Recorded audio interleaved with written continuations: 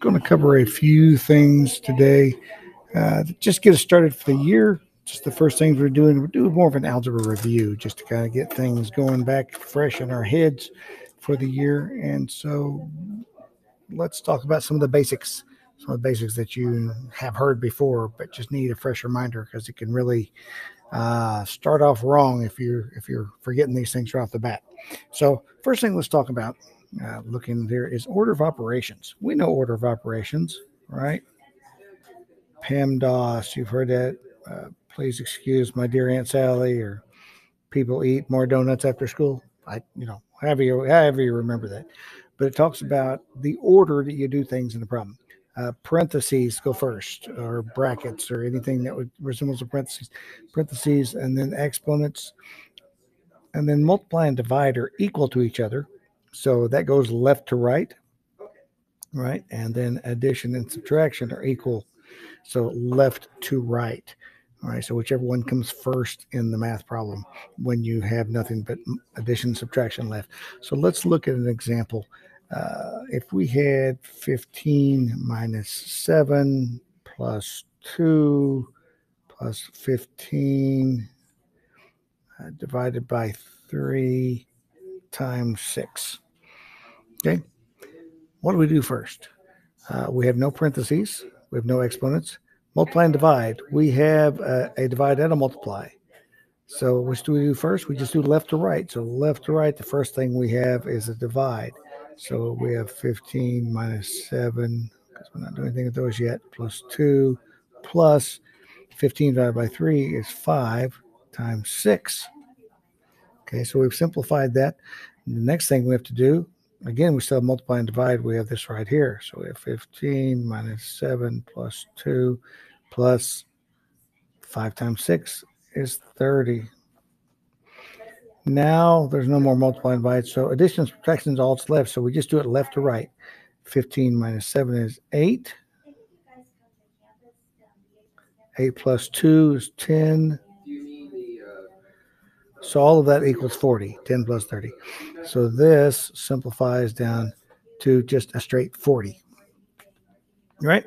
So what if we do have, I'm going to draw a line here. So if we do have some of this other up here, let's say if we have 3 minus 5 times 4 squared. Right? Again, no parentheses. We'll talk about parentheses here in a little while. But I do have an exponent. And I have a multiply and I have subtraction. So the exponent 4 squared is the same as 4 times 4, or 16, right? So this is 3 minus 5 times 16. So now the multiply is first. So 3 minus 5 times 16 is 80. So 3 minus 80, this simplifies to negative 77. All right, so while we're talking about exponents, I want you to look at this. Negative 2 to the fourth. What does that equal? Think about that. What is negative 2 to the fourth? All right. Now, and I want you to also think, is that different than negative 2 to the fourth? I have negative 2 to the fourth, and I have negative 2 to the fourth. This one, without the parentheses, is actually the same as negative 1 times 2 to the fourth. 2 to the fourth is So negative 1 times 2 times 2 times 2 times 2. Of course, 2 times 2 times 2 times 2 is 16 times negative 1. So this equals negative 16. This, in parentheses, says take negative 2 times negative 2 times negative 2 times negative 2. Negative 2 times negative 2 is negative 4. Sorry. That's a positive 4. Sorry about that. Negative 2 times negative 2. It's a negative times a negative, so it's a positive. Positive 4. Multiply it by another negative 2. Positive 4 times negative 2. That's a negative 8 because one's a positive, one's a negative. But then negative 8 times negative 2, we're back to a positive. So this is a positive 16. The parentheses make a big difference when you're dealing with exponents. So if you just have a negative 2 to the fourth, that's negative to the fourth, as opposed to negative 2 to the fourth. So if you put these in a calculator, if you put it in a calculator like this, it will give you this answer. If you put it in a calculator with the parentheses, it will give you this answer. And if you do that thinking it's the other one, you may be saying, hey, that's not right. It is right. Got to pay attention to the problem. Which one of those do you need to use? So order of operations and parentheses make a difference in exponents.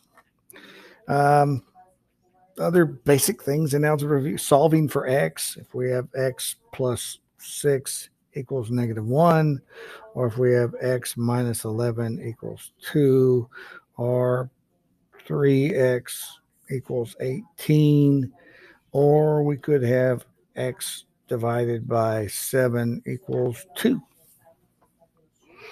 So in each of these cases, we do something a little differently, but they all have the same thing in common. We're trying to get x by itself. We want x to be equal to something.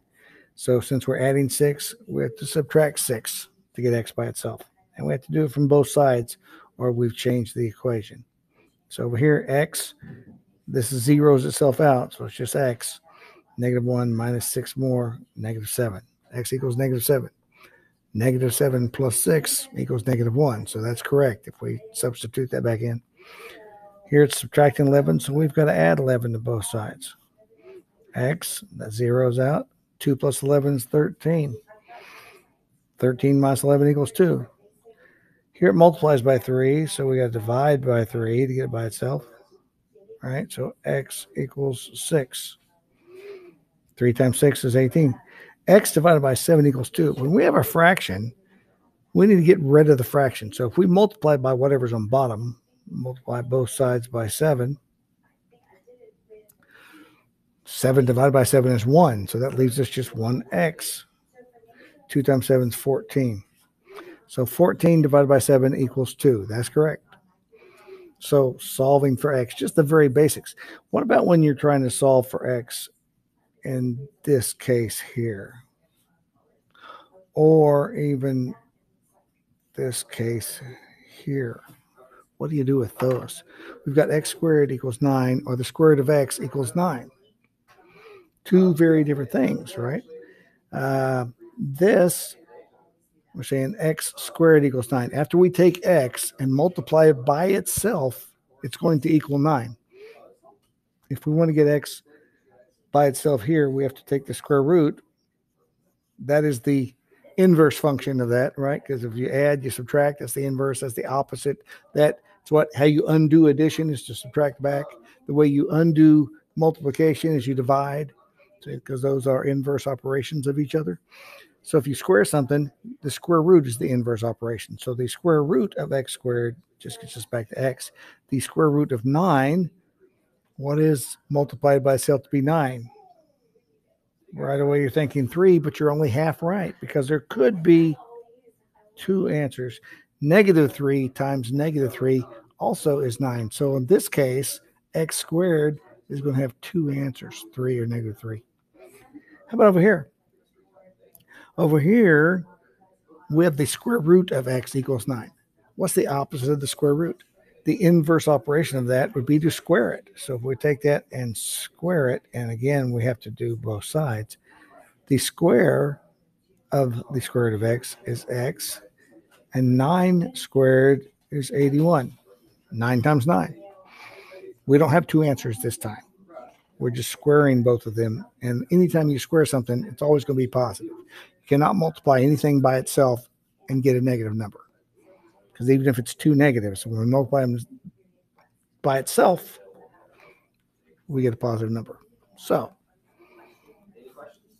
differences, inverse operations. Remembering inverse operations and understanding that.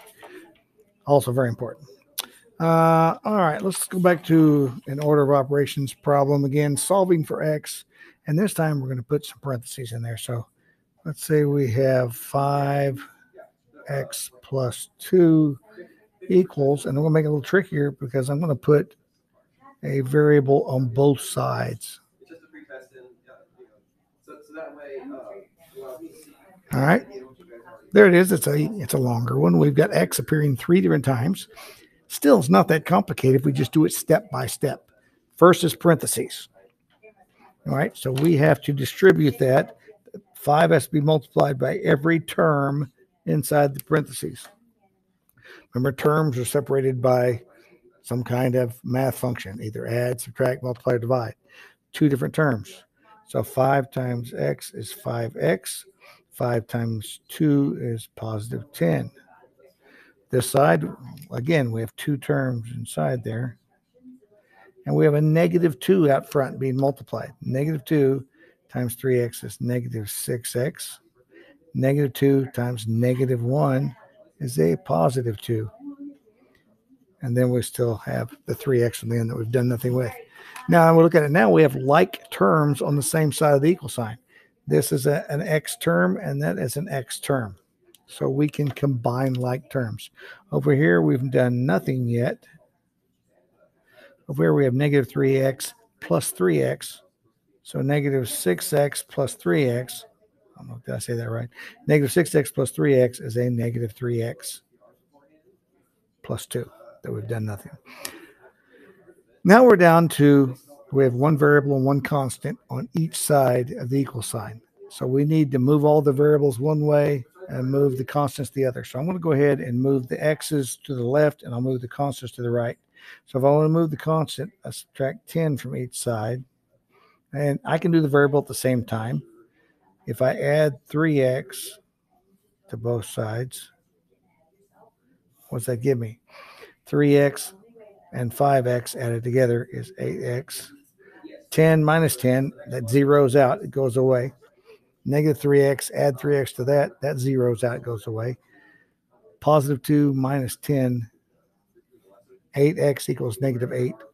I don't want 8x, I just want 1x, so I'm going to divide it by 8.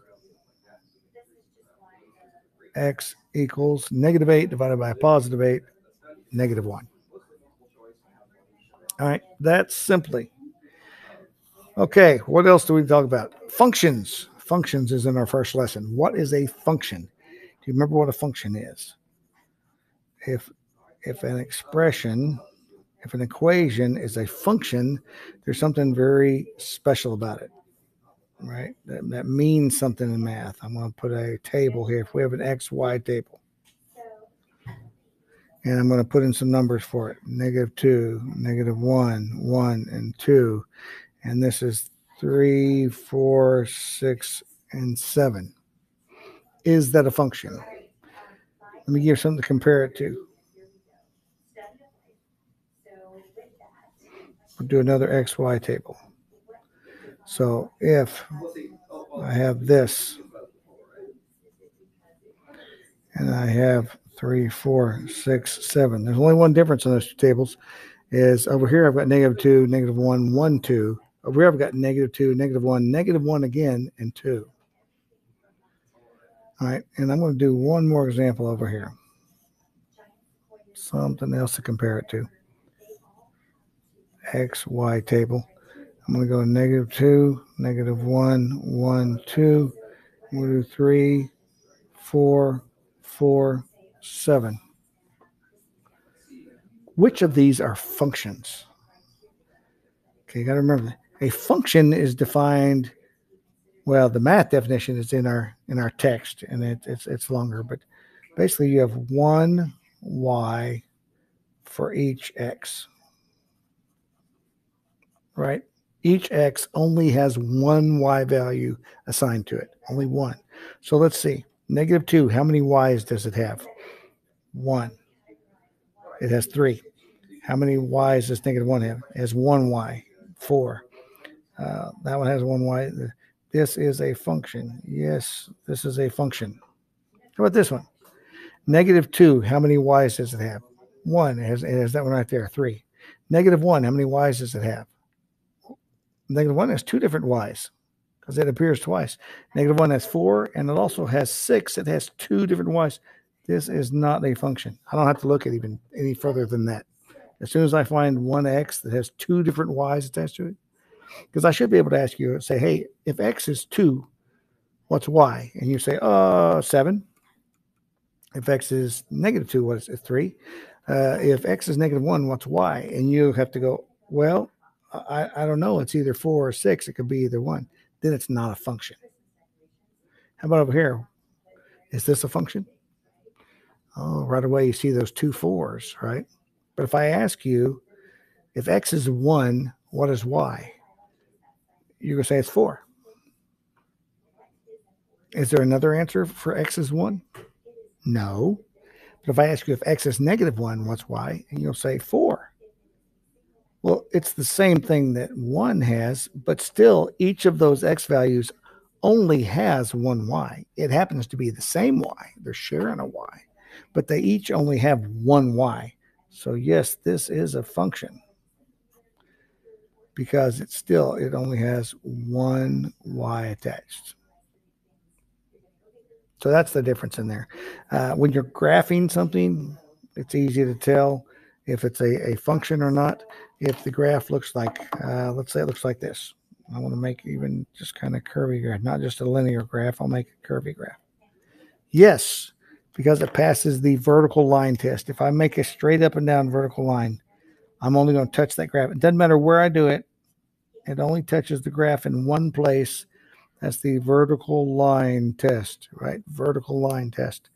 But if I have another graph over here and I make a parabola, let me make a parabola that goes sideways.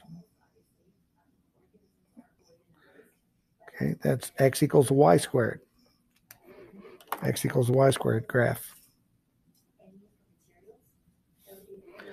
This is not a function because if I do a vertical line right there, this x right here, this whatever that x is, has a y value of this and a y value of this. It has 2 y's. There's 2 y's. One's right there. One's right there. So this is not a function. So graphing, we can tell right away whether it's a function or not with the vertical line test. We can look and see if there's more than one y value for any x that's represented by that graph. So that is the basics. Go through all of lesson 1. There's an assignment after that where you get to practice some of this and make sure you understand that.